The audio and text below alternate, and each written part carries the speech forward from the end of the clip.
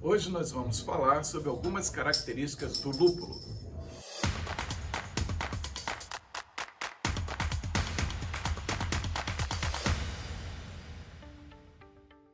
Olá, eu sou Edson Perrone, aqui do canal Hop Zone. Hoje estamos em intensa atividade aqui, engarrafando um monte de cerveja. Então, se um barulhinho estranho acontecer aí, é simplesmente o engarrafamento contra a pressão que a gente está fazendo aqui. Bom, hoje nós vamos falar sobre lúpulo, essa planta fantástica, né, que veio contribuir tanto para dar sabor e aroma na nossa cerveja, né? O lúpulo, no início da cerveja, ele não existia, né? Ele não era conhecido, a planta existia, só não existia a sua utilização, não se conhecia, né, a utilização dela para cerveja. Usava-se várias especiarias na cerveja.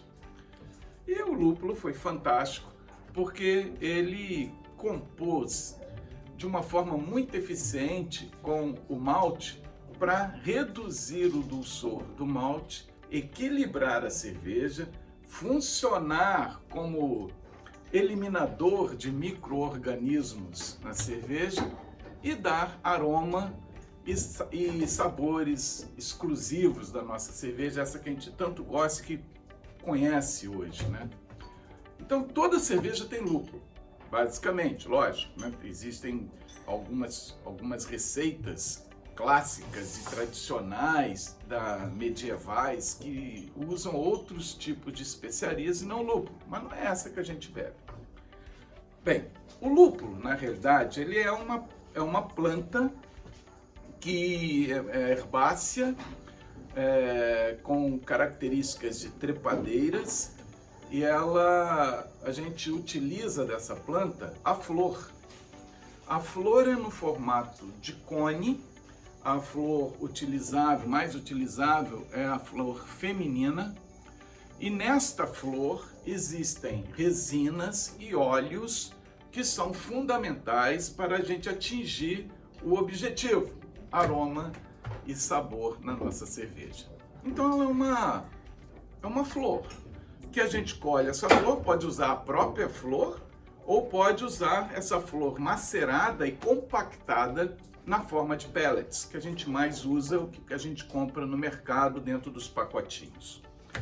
Bom, para quem está começando a fazer cerveja, o lúpulo ele começa a ser uma coisa bem misteriosa e a gente usa de acordo com como mandam. A gente não fica questionando muito o lúpulo e tal. Mas quando a gente começa a fazer as cervejas, a gente começa a ficar curioso e querer modificar um lúpulo, dar mais aroma, dar um sabor disso, dar um sabor daquilo, né, na cerveja. Então, algumas dicas são interessantes para vocês que estão começando. Bom, toda vez que vocês pegam um pacote de lúpulo, eles têm alguns dados nesse pacote que são importantes para a gente. Que dados são esses que a gente pode colher no próprio pacotinho do lúpulo? Nós podemos ver o amargor, que é apresentado para a gente na forma de alfa-ácidos, AA, muitas vezes põe só AA, mas são os alfas ácidos, e também os óleos essenciais que tem ali e o comulona. Alguns pacotes ainda trazem os perfis aromáticos desse lúpulo. Aí diz que dá floral, dá cítrico, dá madeirado, qual a fruta que ele se aproxima, variações que pode dar. Então isso são indicações do papel. Bom, vamos então começar com um dado para você que está começando. Você tem que saber, primeiro, alfa-ácido. O que é um alfa-ácido? São substâncias presentes no lúpulo que vão dar o amargor da cerveja. Então, quanto maior a porcentagem de alfa-ácido naquela amostragem de lúpulo, maior vai ser o amargor na cerveja. Esse alfa-ácido, ele tem que ser fervido, tem que ser aquecido na água para ele poder ser liberado na nossa cerveja. Então, quanto maior o tempo de fervura E o maior alfa-ácido do lúpulo, mais amargor nós vamos ter. Então, é o lúpulo que a gente usa no início da fervura para ele ficar mais tempo fervendo e liberando maior quantidade desses ácidos. Então, alfa-ácido, amargor. Bom, agora, muitas vezes esse amargor traz em conjunto uma substância que dá um amargor ríspido na cerveja, que incomoda na deglutição, então é um amargor um pouco desagradável. Esse amargor desagradável a gente chama de comulona. A maioria dos pacotinhos traz o comulona. Quanto mais alto o comulona, mais desagradável o amargor. Quanto menor o comulona, menos agressivo vai ser esse amargor, mais suave ele é. Aí muita gente me pergunta, Perrone, qual é o máximo, o mínimo, onde que está o nível do bom? Bom, isso é muito relativo, porque você sabe que gosto é de cada um. Mas eu considero um comulona bom abaixo de 30%. Isso é um parâmetro meu, me desculpe quem pensa o contrário, mas esse é um parâmetro que eu adoto. Então, abaixo de 30% é um comulona bom. Quanto menor o comulona e maior o alfa-ácido, melhor fica a cerveja, sob o meu ponto de vista. Então, falamos alfa-ácido, falamos comulona. Agora, a gente tem que ver também no lúpulo o que ele traz para a gente de óleos essenciais e as resinas. Aí que nós vamos ter os aromas e os sabores. Quanto maior a quantidade de óleos no lúpulo, mais óleos essenciais ele libera durante a fervura. Só que tem um probleminha aí. Esses óleos, eles são extremamente voláteis. Então, quanto mais tempo a gente ferver, mais a chance de evaporar esse sabor e esse aroma. Então, quando a gente olha no lúpulo, por exemplo, beta-ácidos e uma vária gama de óleos que existem no lúpulo, eles variam muito. Então, geralmente, os lúpulos que trazem óleos em quantidade e são aqueles lúpulos que a gente chama de lúpulos aromáticos, né? Eles devem ser utilizados no menor tempo possível de fervura.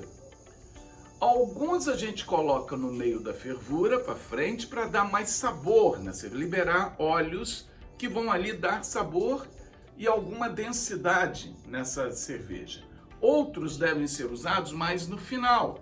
Por quê? Porque esses é que vão manter os óleos que são tão voláteis que, se ficarem muito tempo na fervura, eles vão embora. Então, nós já temos aqui alfa-ácido, que é amargor, comulona, que a gente tem que tomar cuidado, e beta-ácidos, além de óleos totais, tal. Tem no lúpulo que a gente pode estudar isso depois, e são vários componentes do lúpulo. Nós preparamos uma tabela com 81 lúpulos comerciais que são encontrados aqui no Brasil com facilidade. Então, nós fizemos o seguinte, pegamos o lúpulo, a origem dele, se é Estados Unidos, se é Alemanha, tal, se é amargor ou aroma, que ele é a melhor composição dele, o alfa-ácido dele, o beta-ácido, a comulona, óleos totais, mirceno, humuleno, cariofileno. E também o perfil dele. O que ele traz? Por exemplo, toranja, floral, cedro, frutado, cítrico. E, se vocês não acharem, qual seria o possível substituto? Embora esse possível substituto muitas vezes não funciona perfeitamente. Uma dica que eu quero falar para vocês também é o seguinte, tem lúpulo que a gente olha, o alfa-ácido dele muito alto, e a gente fala assim, esse lúpulo é só para amargor. Mas tem muito lúpulo que tem alfa-ácido elevado, mas também tem um monte de óleo. Então ele tem o alfa-ácido elevado, mas ele é indicado para aroma também. Então não é uma coisa que assim, esse é só para aroma, esse é só para amargor. Não, a gente tem que conhecer os lúpulos. Bom, quando a gente está começando, isso é difícil, né? Então eu listei alguns, eu marquei aqui nessa nossa lista, inclusive nós vamos distribuir essa lista e vamos deixar linkado abaixo desse vídeo aqui, onde você pode obter essa lista. Bem, eu listei alguns lúpulos que são os mais comumente usados como amargor. Não quer dizer que são os melhores, nem os piores, não. São os mais comuns, mais usados, né? Então, um dos lúpulos é o Columbus, muito usado, tem um alfa-ácido muito elevado, de 15 a 17, muito alto, mas também tem muito óleo. Columbus também é muito usado também, tanto para amargor como para aroma. Um outro muito usado é o Galena. Muitas receitas, né, utilizam o Galena. Outro, o Hércules, porque ele também é um lúpulo barato. O Magnum.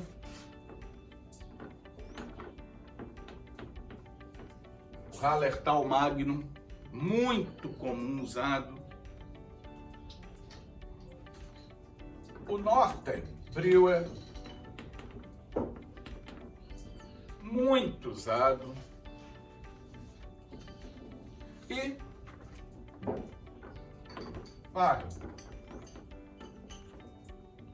esses são os mais utilizáveis para amargor.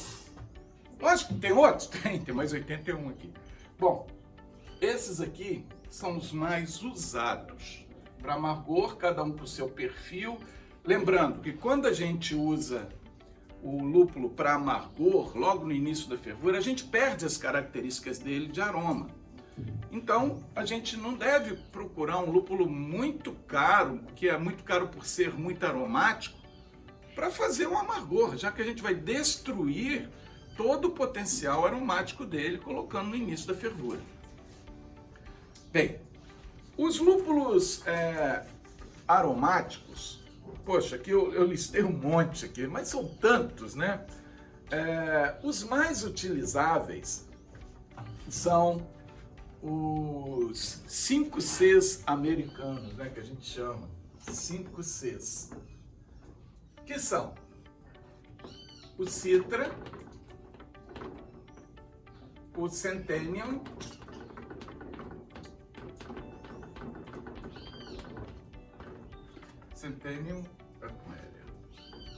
o Chinook. Se eu escrever algum com uma letrinha ou mais errada, que desculpa aí. O Columbus,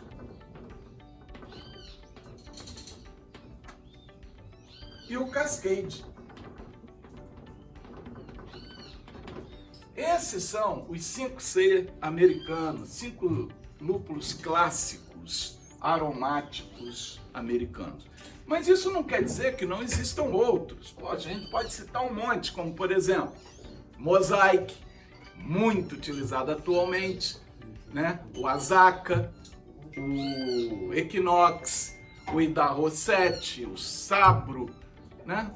Muitos lúpulos são fantásticos para dar aroma e sabor. E tem surgido lúpulos novos, aí tem até lúpulos japoneses, como o Soreche Ace, que dá um limão siciliano, dá umas frutas cítricas, muito interessante.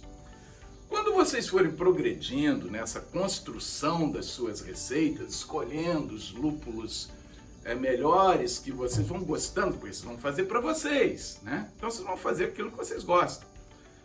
Vocês vão vendo que existe também o potencial da gente misturar lúpulos um com o outro, e a gente vai aprendendo que um lúpulo potencializa outro.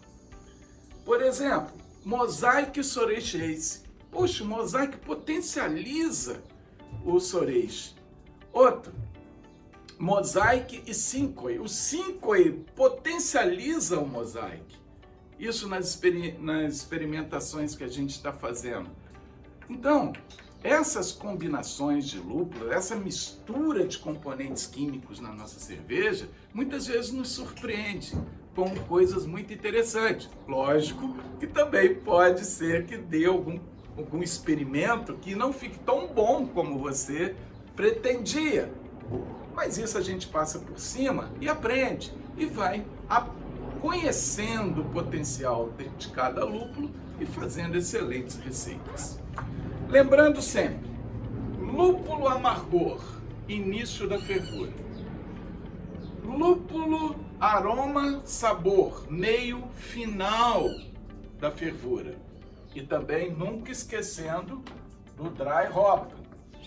O dry hopping é a incorporação de lúpulo no final da fermentação, início da maturação. Com isso, você somente introduz na cerveja o aroma. Então, cada receita com seu tipo de lúpulo, com seu perfil aromático. Dry hopping é uma técnica de incorporação direto do lúpulo na cerveja no final da maturação, da fermentação, início da maturação. Então, meus amores, esse aí é uma dica de como é o lúpulo, como utilizar e algumas características dele para quem está iniciando essa jornada cervejeira.